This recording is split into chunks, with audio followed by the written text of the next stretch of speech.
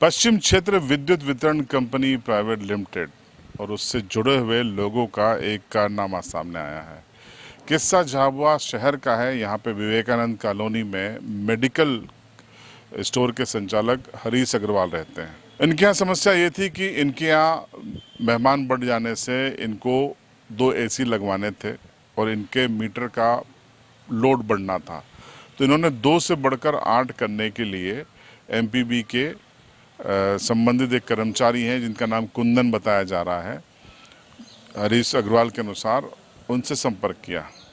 उन्होंने कहा कि 19,500 रुपये तो आपको लीगल फीस लगेगी और उसके बाद 10-11 हज़ार रुपये आपको केबल और वायर और अन्य चीज़ों की लग जाएंगी।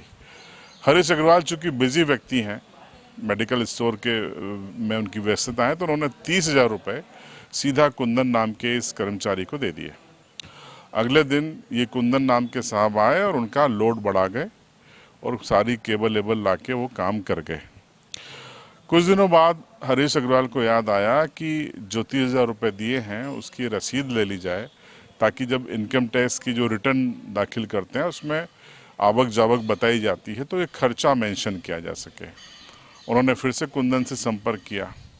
ये सारा घटनाक्रम करीब आज से 1 महीने पहले का है, लेकिन कुंदन ने कहा कि हाँ वो रसीद देते हैं और उसके बाद जब फिर से 1 सप्ताह बाद संपर्क किया तो बोले मैं आपका सारा केबल और मीटर वापस लोड वाला ले जाता हूँ, आप परेशान कर रहे हैं।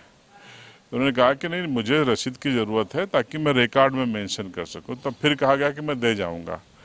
अभी कुछ दिनों पहले उनको 5,000 रुपये मात्र की रसीद दी गई। ये स्क्रीन पे आप रसीद देखिए, ये रसीद लीगल रसीद है 5,000 रुपये की।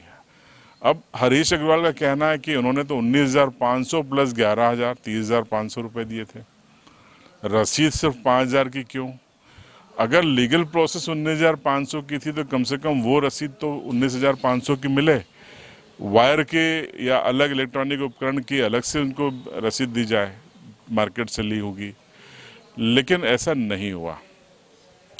अब देखिए, पूरे मामले में पश्चिम क्षेत्र विद्युत वितरण कंपनी के मैदानी कर्मचारियों की पोल खोलती ये हरीश अग्रवाल की बाइट सुनिए। मुझे एमपीबी से लोड बढ़वाना था मेरे घर का, जो पहले 2 किलो था, मुझे 8 किलो वाट करवाना था, जिसके लिए मैंने नियमानुसार उनके द्वारा जो डॉक्यूमेंट मांगे गए वो दिए।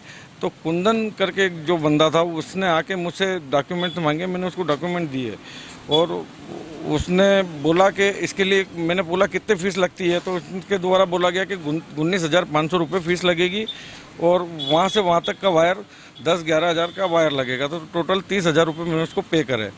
उसने अगले ही दिन उसने आके और वो मीटर लगा दिया।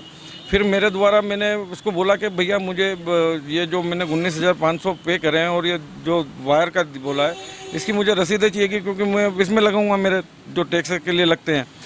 तो वो 2-4 दिन टालता गया कि वो भी काम बहुत है, वर्किंग बहुत है। फिर मेरे द्वारा एक बार और लगाया गया तो उसका ये कहना था कि भैया मैं तो आप एक काम करो, आपके पैसे रख लो और मैं मीटर और ये वायर निकाल ले जाता हूँ मेरा। तो फिर मैंने समझाया, मैंने कहा ठीक है, कब तक देगा? तो कि 2-4-5 दिन बाद। फिर जब एक बार और लगाया गया तो उसने मुझे सिर्फ 5,000 रुपये की रसीद दी है अभी तक।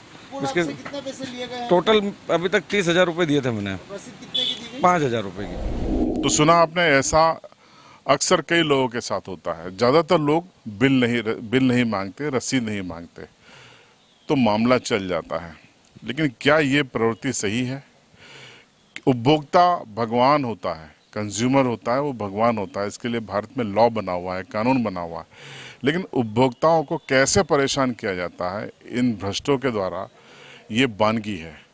इस मामले को लेकर जब हमारे रिपोर्टर नवनीत त्रिवेदी विद्युत वितरण कंपनी के जिम्मेदार अफसरों के पास पहुंचे तो उन्हें इसकी खबर ही नहीं थी। जब रसीद बताई गई तो सुनिए क्या कहा अफसरों ने। मामला अभी संज्ञान में नहीं आया है, आप बता रहे हैं तो हम इस मामले की जांच करके उचित कार्रवाई करेंगे। अभी आपने बताई है, मेरे को नाम नोट कराया है, तो इसकी हम जो है हमारा जो कार्यालय संबंधित उससे रिकॉर्ड निकलवा के इसकी संपूर्ण जांच कराएंगे और जो भी दोषी होगा उसके खिलाफ कार्रवाई करेंगे। तो आपने इस प्रकरण को सुना, हो सकता है आपके साथ भी ऐसा हुआ हो, और मेरा आपसे यही आग्रह है, जब भी आप किसी भी सरकार की एजेंसी को कोई भी भुगतान दें गवर्नमेंट रेवेन्यू में अगर वो जा रहा है तो आप उसकी रसीद जरूर लें, वरना ये पैसा सरकार की खातों में जाने के कहीं निजी खातों में चला जाएगा।